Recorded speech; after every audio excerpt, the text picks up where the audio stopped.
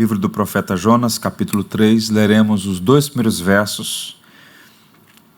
A graça de Deus é o tema, e esses 2 primeiros versos são tão ricos que eu vou dividir essa passagem em 2 momentos, hoje e na próxima quarta-feira, pensando sobre a maravilhosa graça de Deus. Jonas, capítulo 3, os 2 primeiros versos. Veio a palavra do Senhor, segunda vez, a Jonas, dizendo: Dispõe-te, vai à grande cidade de Nínive e proclama contra ela a mensagem que eu te digo. Que o Senhor nos abençoe. Eu quero ler para os irmãos, um texto que é um testemunho pessoal de um saudoso pastor batista, uma referência, pastor tradicional, conservador, chamado Exaltino Gomes Filho.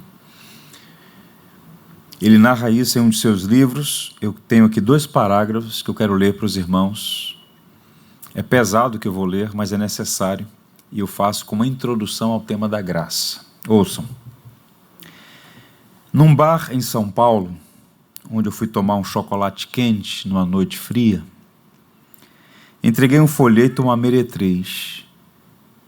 Aproveitando o ensejo, essa mulher abriu seu coração. Era uma prostituta, mas fora criada em uma igreja evangélica no interior do país. Um dia cortou o cabelo, atitude que a igreja proibia. Foi excluída e continuou a cortar o cabelo. Não podendo mais se vingar nela, a igreja ameaçou seu pai. Iria proibi-lo de tocar na banda da igreja, o que, para ele, é o que havia de mais importante. Para não ser privado de tocar na banda, o referido senhor, um professo crente em Jesus, cedeu à chantagem da referida igreja e expulsou a filha de casa. Humilhada, a simplória mocinha do interior foi para São Paulo trabalhar como doméstica. Lá, foi desencaminhada pelo filho do patrão. Grávida, foi colocada na rua. Escreveu para o pai, mas este, um cristão, disse que não mais a considerava como filha, pois cortara o cabelo e ainda assim, acima, errara moralmente. Quem a acolheu e a amparou, pasmem, foi a dona de um bordel. Agora estava na prostituição para viver. Chorou de saudade de casa e do evangelho, mas não vira amor na igreja. Não receber amparo necessário entre os crentes. Foi receber amparo entre as meretrizes. A mensagem da graça foi abandonada por aqueles que foram salvos pela graça. A igreja evangélica, ela prega, canta sobre a graça, mas, ao que tudo indica, parece não conhecer, nem tampouco viver a graça de Deus. Essa é uma das expressões mais ricas do nosso vocabulário, a graça de Deus. Todos nós precisamos aprender um pouco mais sobre a graça de Deus. E o livro do profeta Jonas, do início ao fim, é sobre a pedagogia da misericórdia. É sobre a soberania da graça, inexplicável, imerecida, unilateral, constrangedora. Um Deus que escolheu amar apesar de não ser amado. A graça confunde, porque a graça não busca quem possa merecê-la. Deus escolheu amar pecadores. Repito, o livro do profeta Jonas apresenta um servo na escola da graça.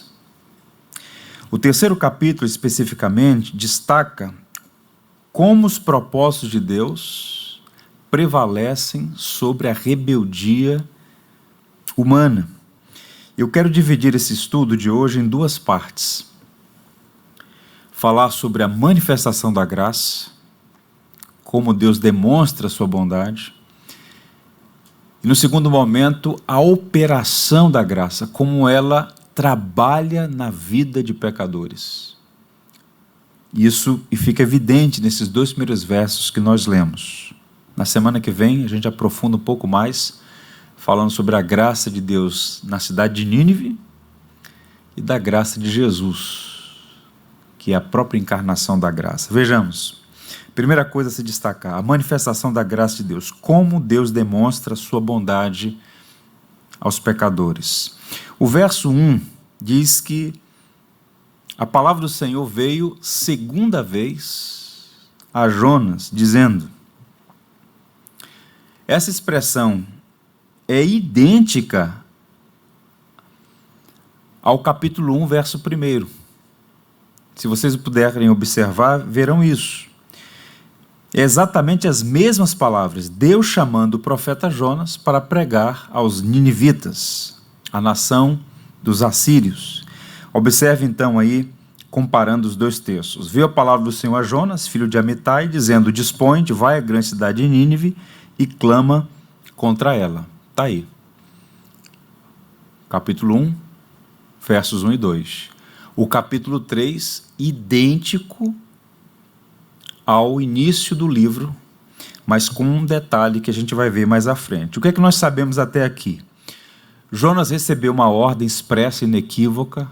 Deus não pediu a opinião deles, Deus deu uma ordem. Vai à cidade de Nínive e prega contra ela. O que é que Jonas fez? Deliberadamente decidiu desobedecer a Deus. E o texto diz que ele fugiu da presença do Senhor. Ele estava na Galileia, ele é de Get-Efer, ele deveria ir para o norte, em direção à Síria, a capital Nínive, mas ele vai para Jope, para o porto no Mediterrâneo, e embarca em direção a Tarsis, que era o último destino conhecido no mundo antigo, a uma distância de mais de 4.000 quilômetros, talvez em alguma região depois do Estreito de Gibraltar, no sul da Espanha. Portanto, ele está em busca de viver na contramão dos propósitos de Deus. O livro de Isaías cita Tarsis como um lugar onde a palavra de Deus não era conhecida. Jonas, o profeta, está buscando ir para um lugar onde Deus não é conhecido. Nós vimos exaustivamente essas fraquezas do profeta Jonas. Pois bem, mas o soberano Deus, que não pode ter os seus desígnios frustrados, Deus não é feito à nossa imagem. Deus é Senhor. Deus então intercepta o profeta rebelde no meio do Mediterrâneo, usando os meios que ele mesmo julga necessário. E o meio que o Senhor usou foi uma tempestade. Céu e terra, o mar, todas as coisas obedecem ao soberano Deus. E no meio daquela tormenta, o navio estava a naufragar e Jonas é descoberto, vocês conhecem a narrativa. Ele é lançado ao mar e ele deveria morrer, porque ele é lançado em alto mar, mas o Senhor mais uma vez mostra a sua soberania. Ele que deveria morrer afogado foi salvo através de um grande peixe. E essa inusitada experiência, ele fica 3 dias no ventre de um grande peixe e ali no capítulo 2 que examinamos, ele tem uma experiência singular. A oração, a poesia do capítulo 2 está encharcada do saltério. Jonas era um profeta que conhecia o livro de Salmos.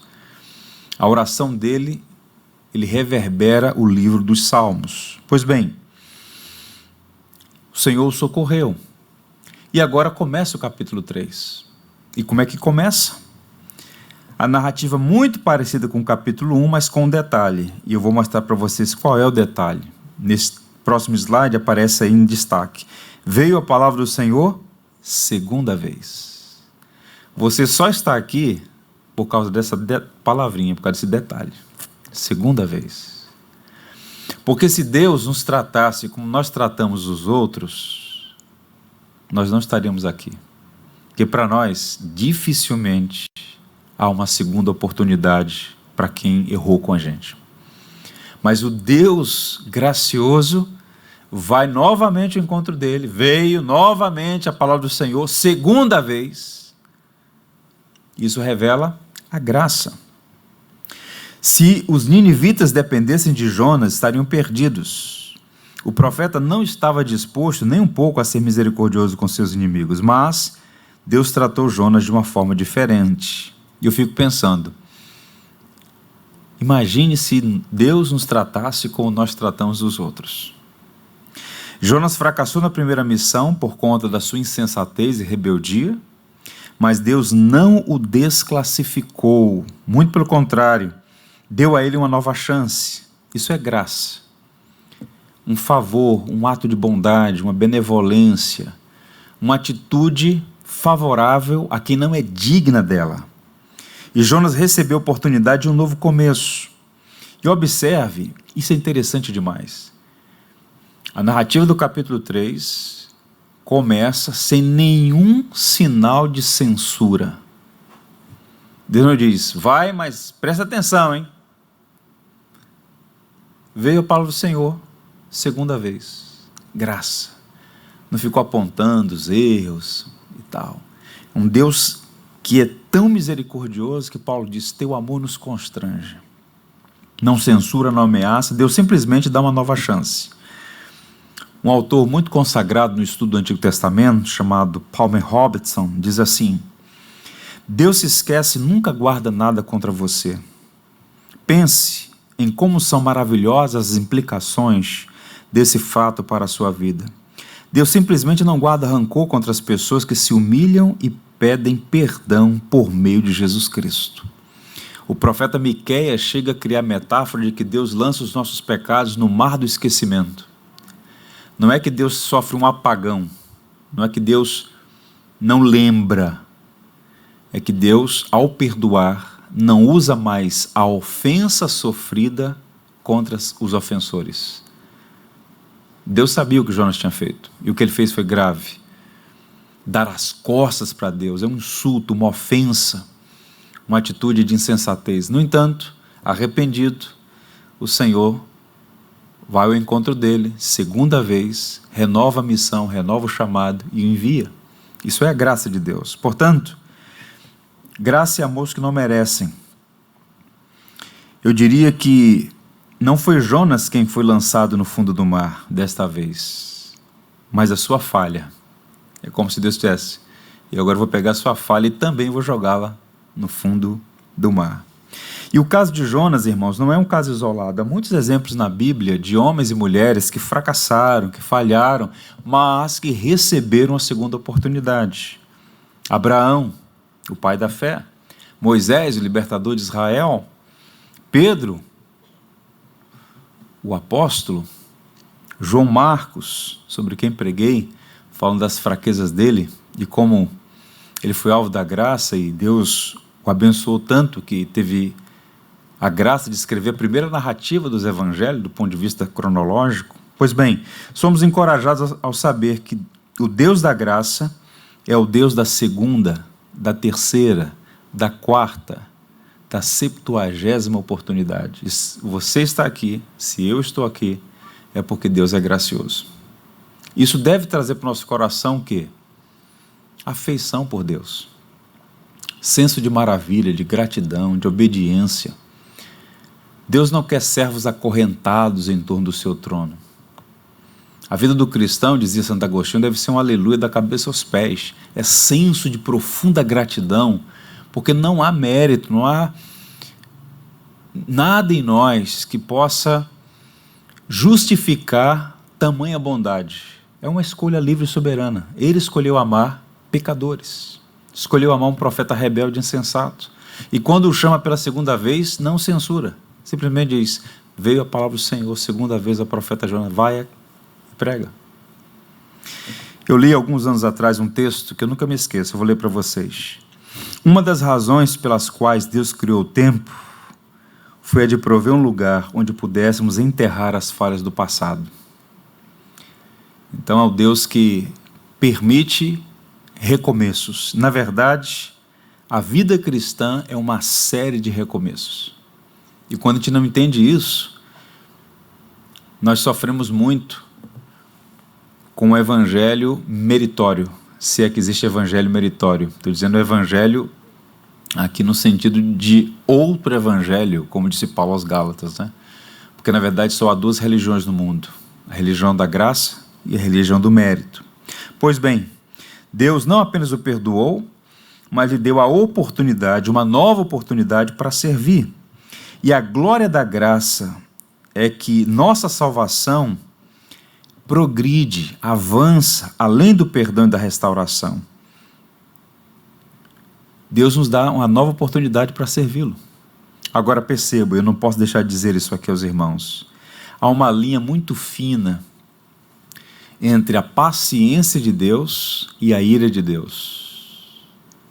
É complicado quando o homem atravessa a linha entre a paciência para a ira de Deus. Nunca é sensato abusar da benevolência, da paciência de Deus. Paulo chega a dizer aos coríntios que ele não tornou a graça vã, que ele não abusou da graça. Deus é gracioso.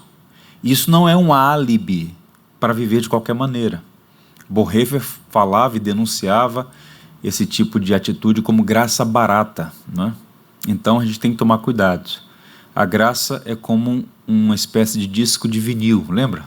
Lado A, lado B. Muda o lado. A graça, ela concede a gente muitos privilégios, mas a graça de Deus implica em muitas responsabilidades. Aquele que diz estar nele deve andar como ele andou.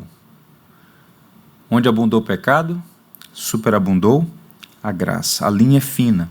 Para citar o pastor Exaltino, ele diz: o fato de Deus ser bondoso, concedendo uma segunda chance, não deve ser um estímulo à recalcitrância.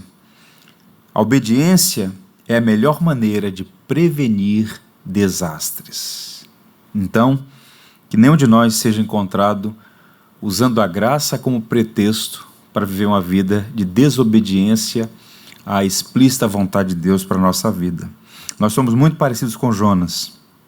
Às vezes a gente coloca o pé na estrada da desobediência, tentamos abafar a voz da consciência, nosso coração vai ficando endurecido, até que a gente chega ao fundo do poço, como ele chegou, ao abismo, como ele mesmo diz, lá no capítulo 2. Mas a mão da providência nos encontra, quebrando o nosso coração e nos dá uma nova oportunidade. Portanto, o Deus da graça é o Deus da segunda chance. A vida cristã é uma série de recomeços.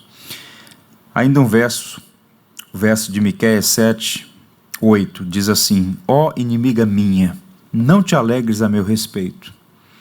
Ainda que eu tenha caído, levantar-me-ei. Se morar nas trevas, o Senhor será a minha luz. Mesmo nos momentos mais trevosos na vida do cristão, a graça é maior. Como nós vamos cantar ao final dessa reflexão, a graça de Deus é maior do que a nossa iniquidade. Amém? Segundo pilar desse estudo, a operação da graça de Deus. Como Deus trabalha em um coração rebelde. Quando Jonas recebeu a missão de pregar em Nínive, ele saiu em missão como um testemunho vivo da graça de Deus. Nesse segundo momento, a partir do capítulo 3. E nisto, mais uma vez, nós percebemos que a rebelião de Jonas, de alguma maneira, tinha servido aos propósitos de Deus. A gente está entrando no terreno aqui arenoso, delicado, mas é verdade que eu vou dizer aos irmãos. Deus nunca é culpado por nossos pecados, mas certamente Ele usa nossas falhas e pecados para cumprir os seus propósitos. Em outras palavras, Deus nunca é pego de surpresa. Deus conhece o amanhã desde ontem. Então, mesmo os nossos extravios, os nossos descaminhos, as nossas escolhas estúpidas, os nossos pecados mais vergonhosos, mais desastrosos, não fogem aos desígnios de Deus, de modo que até as nossas fraquezas, em alguma medida, a providência lança a mão para trabalhar no coração do nosso problema, que é o pecado instalado. O coração do pecado é o pecado do coração. Pois bem, veja então o que diz aí o professor, o grande teólogo de Genebra.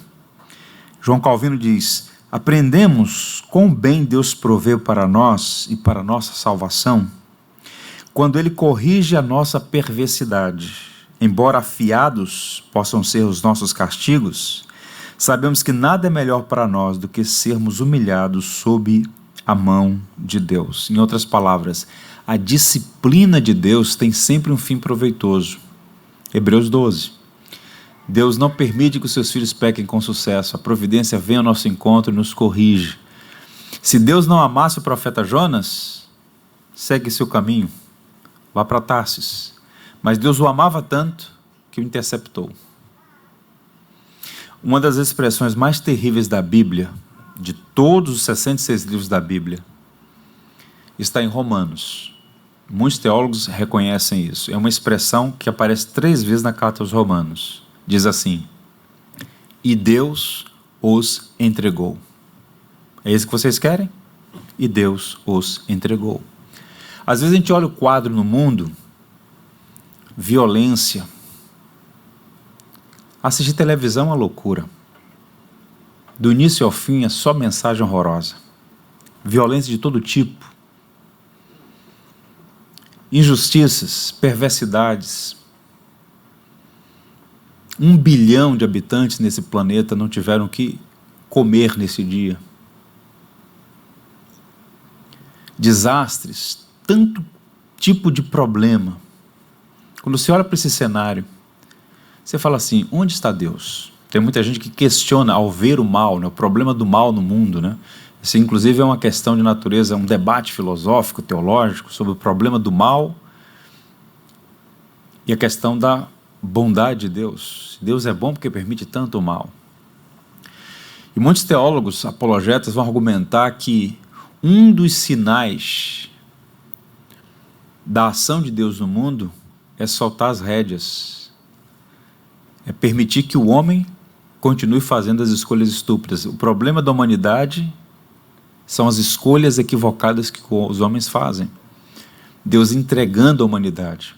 Por isso, quando nós orarmos pelo país, né, Schaeffer dizia isso na década de 70, em relação aos Estados Unidos da América: quando eu oro pelo meu país, eu não peço justiça, eu peço misericórdia.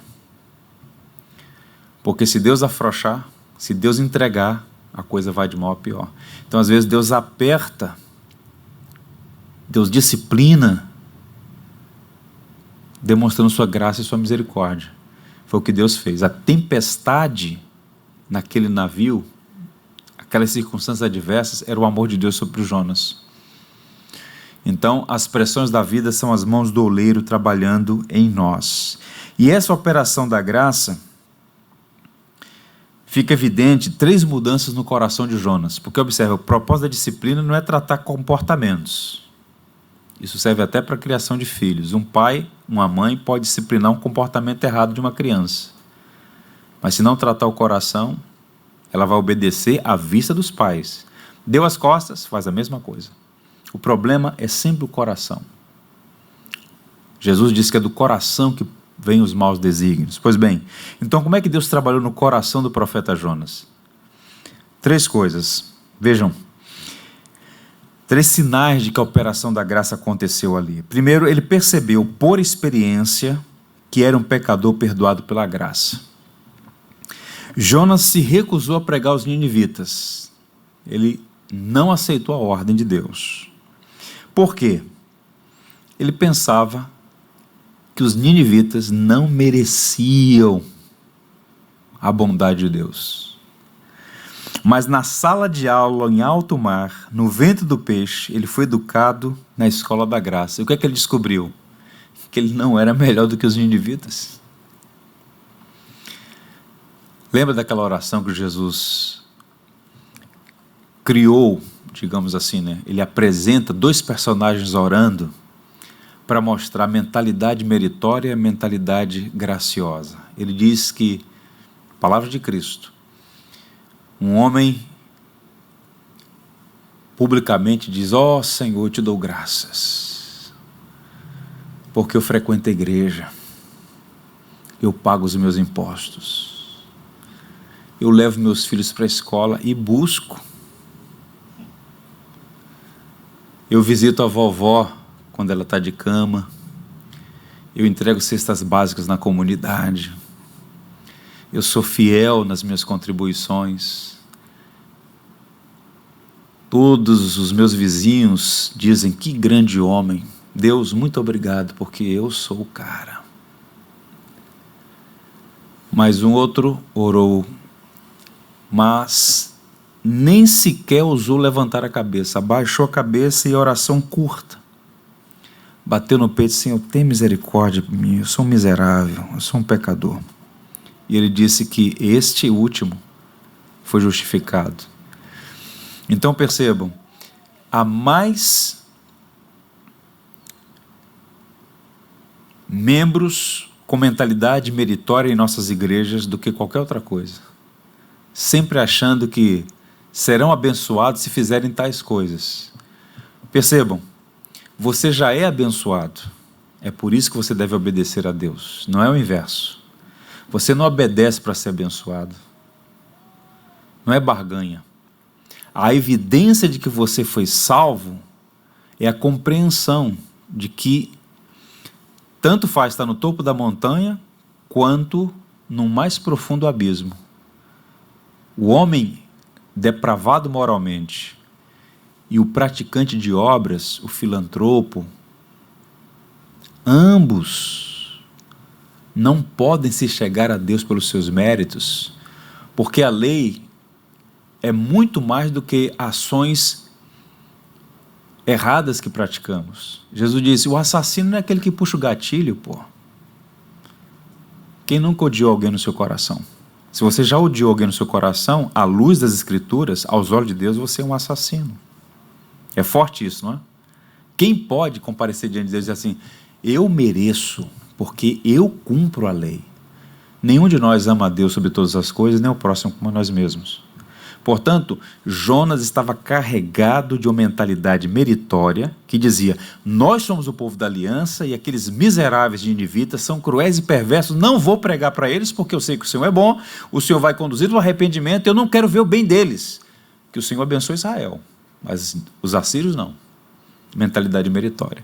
Mas interceptado pela providência, lançado no fundo do abismo, no ventre do peixe, inabilitado para salvar a si mesmo, ele cai em si, e a oração do capítulo 2 é fundamentalmente uma oração que revela que houve uma mudança no coração. Não foi uma mudança total. Nós vamos ver que no capítulo 4 ainda havia nodas de Adão ali. Schaeffer dizia: houve uma cura substancial, mas não uma cura definitiva.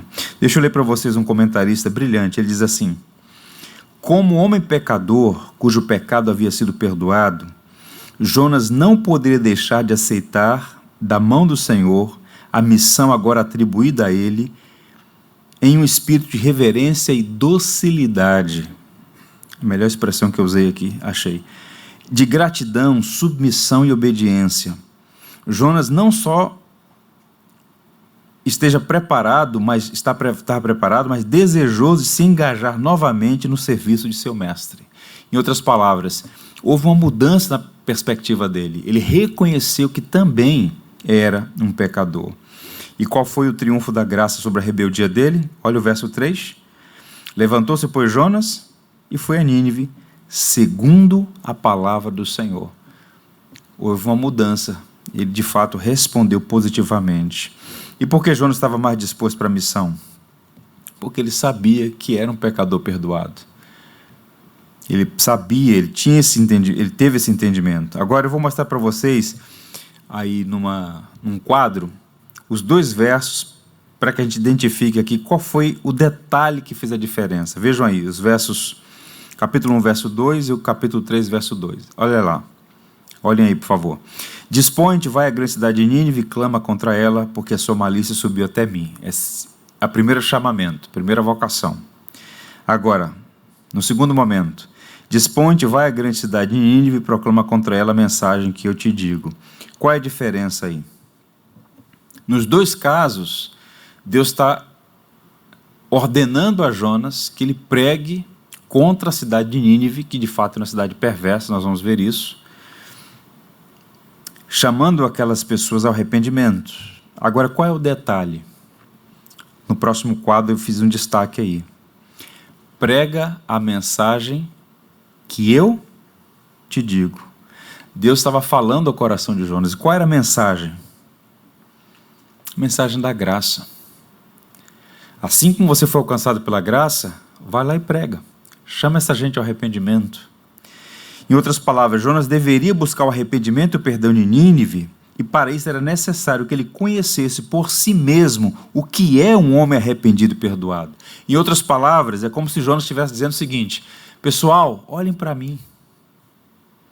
Perdão e restauração são possíveis para aqueles que desobedecem os caminhos de Deus. Ele ia pregar com mais autoridade. Por quê? Ele havia experimentado perdão. Prega a mensagem que eu te digo. E certamente Deus falou muito ao coração dele que ele precisava da graça, não havia justiça própria. Pois bem, Jonas é uma lição que Deus quer que todos nós, servos, aprendamos. Esta é a única razão porque Deus permite que por vezes nós escorreguemos. Quando Ele nos chama ao arrependimento, nos convida a nos alegrar novamente na graça. Então, cantar a maravilhosa graça com este entendimento bíblico. Deixa eu ler para vocês 2 estrofes do famoso hino Maravilhosa Graça, do John Newton. Maravilhosa graça, quão doce é o som que salvou um miserável como eu. Eu estive perdido, mas agora fui encontrado. Eu era cego, mas agora eu vejo. Foi a graça que ensinou meu coração a temer, e a graça meus medos aliviou. Quão preciosa foi a aparição da graça na hora em que eu criei, em que eu acreditei. Portanto, o primeiro sinal da operação da graça na vida de Jonas é que ele reconheceu que era um pecador perdoado. E agora ele foi a Nínive levando a mensagem do Senhor. Entrega a mensagem que eu te digo, uma mensagem de graça. Envolver arrependimento, como nós veremos mais à frente, mas era um ato de graça. Pois bem, segundo sinal da operação da graça, ele orou ao Senhor e experimentou a bênção de ser ouvido. Em nenhum momento, até o capítulo 2, Jonas é encontrado orando. Os pagãos oraram lá no navio, e Jonas nada. Jonas está dormindo. Eu até citei para vocês um texto do Stuart Olyott que disse assim: entre Jonas e a eternidade só havia um pedaço de madeira. Ele estava grudado lá, dormindo no meio da tempestade. O pecado gera essa sonolência espiritual, né? Esse estado de letargia. Mas no capítulo 2 ele ora, e ele experimenta essa bênção de ser ouvido, e isso vai ter implicações a partir do capítulo 3. Então, estando na barriga do grande peixe, ele percebe o quê? Que era total e completamente dependente da resposta de Deus em oração. Inabilitado, incapaz de salvar a si mesmo, ele descobriu que a fidelidade do Senhor é para todo aquele que clama pela fé. Lembra da expressão? Como é que ele termina o capítulo 2? Ao Senhor pertence a salvação. Um dos textos clássicos dos reformados. Porque mostra que, tal como Jonas não podia salvar a si mesmo naquela condição ali, no ventre do grande peixe, assim é um pecador. Um pecador não pode salvar a si mesmo.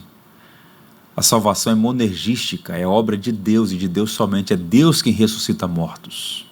É Deus quem chama homens das trevas para a luz. E essa luta de Jonas foi muito intensa, ele viveu um grande conflito. Porque, observem, é fácil subestimar a crise de Jonas, o que significava obedecer o chamado para pregar em Nínive. Agora, ele estava numa longa e perigosa missão. Tente imaginar um pouquinho. Lembra do cenário. Deus está exortando, ordenando que ele vá e pregue na capital do maior império da época, considerado até hoje a civilização mais cruel da antiguidade. Os ninivitas eram conhecidos pela imoralidade, pela perversidade, pela crueldade. E eu até citei para vocês aqui algumas informações indigestas. Eles eram extremamente cruéis. E era uma grande cidade. O texto vai dizer que a maldade deles, dos indivíduos, subiu ao céu, até uma linguagem parecida com aquela linguagem de Sodoma e Gomorra, né? E Jonas deveria pregar contra a perversidade deles. Foi esse o chamado que ele recebeu. Isso é uma tarefa fácil? Apontar o pecado de uma nação? Um estrangeiro. O Dr. Gordon diz assim, vou ler para vocês um parágrafo. Faço com intenção de esclarecer o texto. Jonas estava prestes a entrar, sem proteção, em uma cidade cujos habitantes eram conhecidos por sua impiedade e violência. E ele foi para ameaçá-los em nome do soberano Deus, com uma repentina e completa destruição. Ele estava indo para dentro da cova dos leões.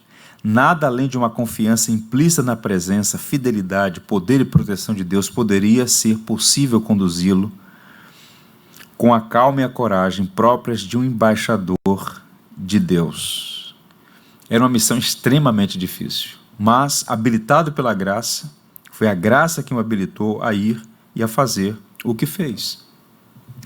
Isso nos faz lembrar, por exemplo, da missão de Hudson Taylor, no século XIX, indo para a China continental, com tantos problemas no século XIX, e Taylor enfrentou os desafios no mesmo espírito, pregando a mensagem da graça, sob a promessa de Deus, debaixo da misericórdia de Deus, confiante nas misericórdias do Senhor.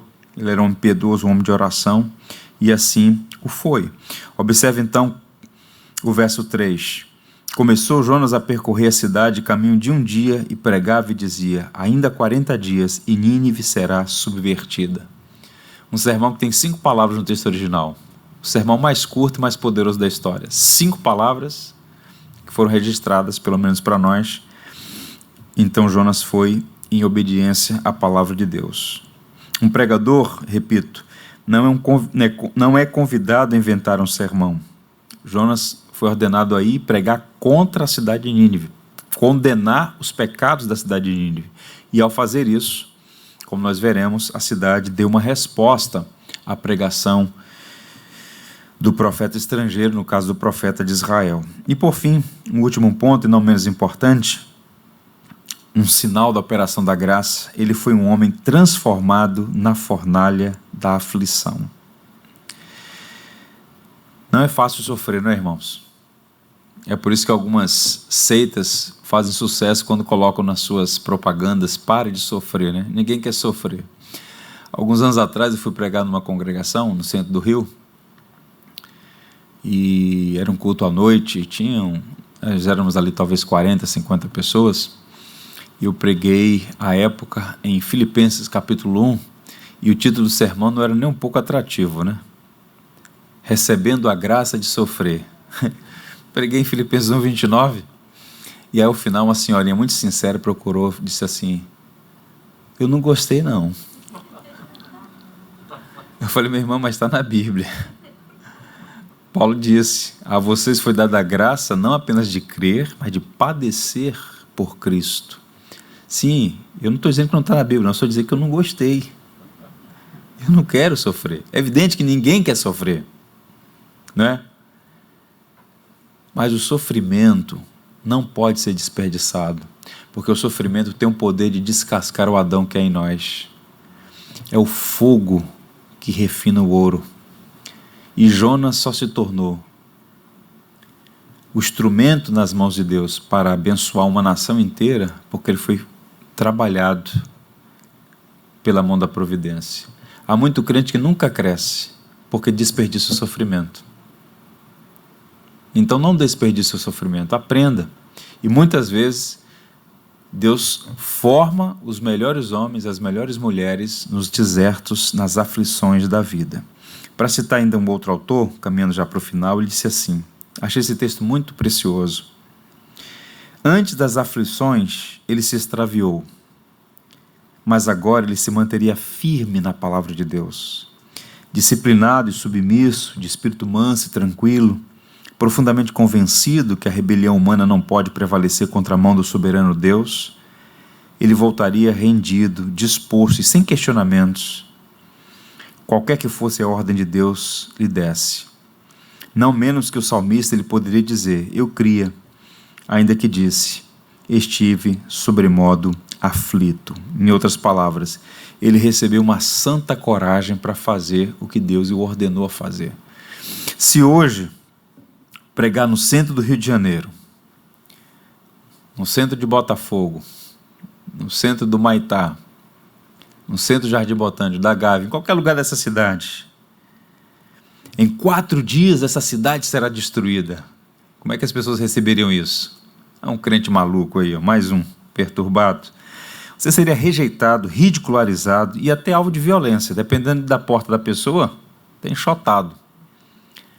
E esse indivíduo que se recusou a obedecer a Deus, agora tratado na fornalha da provação, vai a Nínive com ousadia e diz: em 4 dias a cidade será destruída. Chama o povo ao arrependimento. De onde vem essa coragem? De onde vem essa ousadia?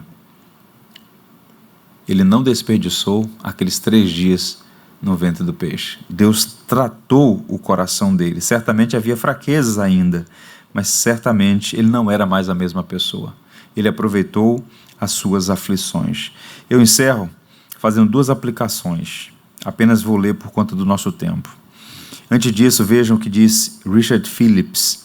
Os desvios por causa das provações, dos testes, e até os nossos pecados, são usados por Deus para moldar seus propósitos específicos em nossas vidas, ajustando-nos por meio de uma consciência madura acerca de nosso próprio perdão, uma experiência intensa de oração respondida e aflição profunda que termina com a bênção do Senhor, por amor de seu evangelho de graça no mundo.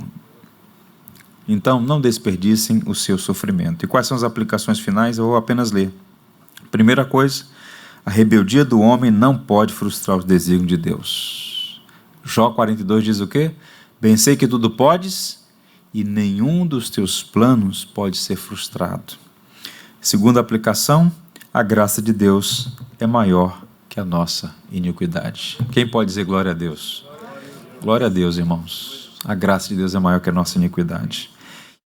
Tudo que tens feito, por tudo que vais fazer, por tuas promessas e tudo que és, eu quero te agradecer com todo o meu ser.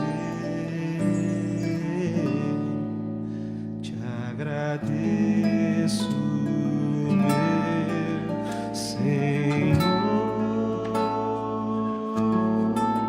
Te agradeço, meu Senhor.